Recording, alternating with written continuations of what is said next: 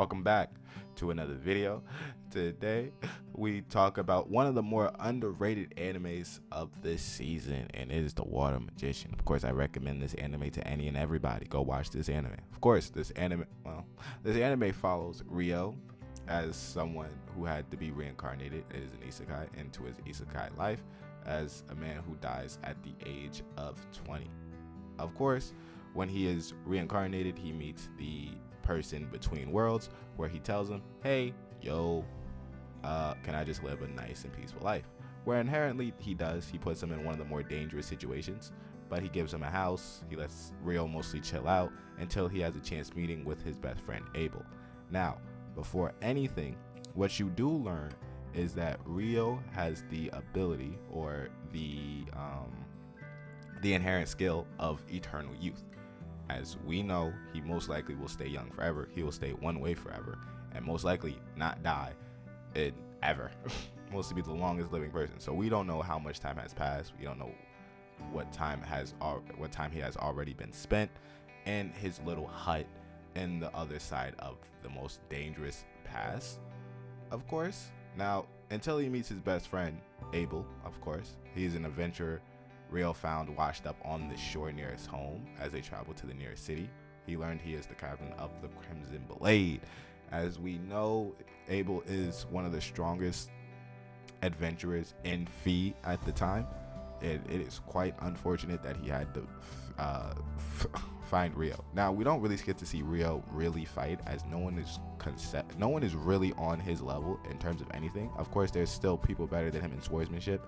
As we know, Sarah, elf who has been living quite a long time, is quite skilled in his swordsmanship, but also knows where Ryo gains his swordsmanship and abilities from. Where he gains it from the Fairy King. So the Fairy King trained him. The dragon was able to at least meet him. So Ryo, of course, it is inherently strong, but doesn't know about his ability Eternal Youth. And we don't know how that really plays into the story yet, but I'm hoping it gets a season 2. But it smelled like a season 1 anime. It smells like a 1-season anime.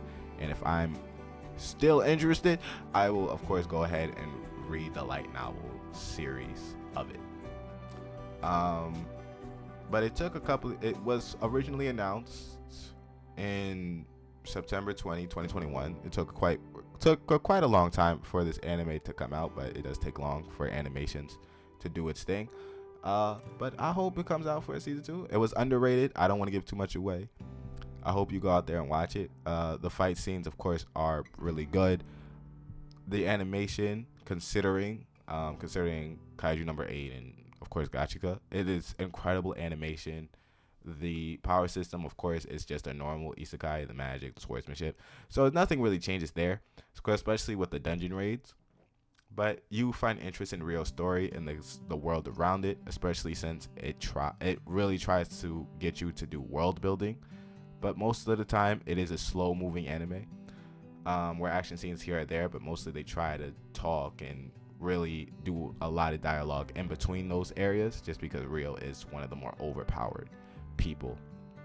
But it's really much talking, maybe in between a couple episodes, as they try to explain the world and what's really going on for you to really hook yourself into it. But the first 4 or 5 episodes, they really try to hook you within the action scenes and everything that is going on with Ryo and the world around him, and how Ryo basically became an adventurer.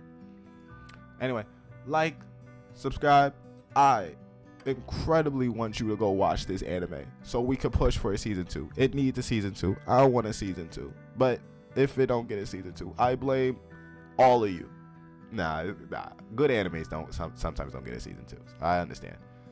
Either way, like, subscribe, and I'll see you in the next one.